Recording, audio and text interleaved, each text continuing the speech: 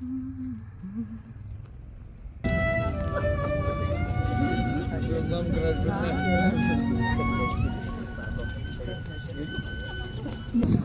plaukus vakaro tamsa, akim primerktom tvenkinių, į dangstės rūko ar migla.